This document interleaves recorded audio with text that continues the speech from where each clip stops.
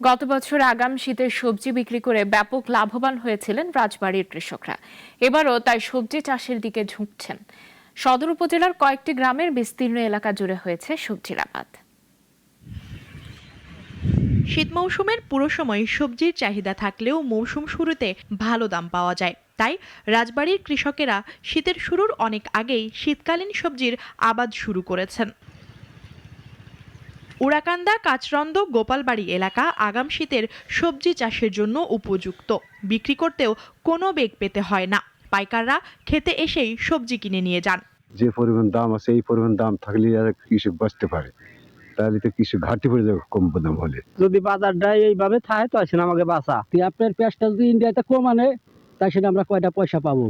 তবে আগাম সবজিতে পোকামাকড়ের আক্রমণ বেশি হয়ে থাকে, তাই ফসলের দিকে সবসময় খেয়াল রাখতে হয়। চাষ আরো বাড়ছে এবং চাষের উৎপাদন অব্যাহত রয়েছে।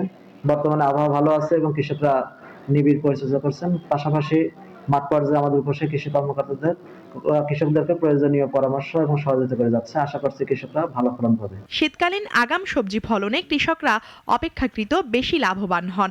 এবছরও তারা শীতের আগাম সবজিতে লাভবান হওয়ার আশা প্রকাশ করছেন। মুনিয়া চৌধুরী, নাগরিক। Double million offer Walton fridge কিনে পেতে পারেন 20 লক্ষ টাকা, রয়েছে কোটি কোটি টাকার নিশ্চিত উপহার।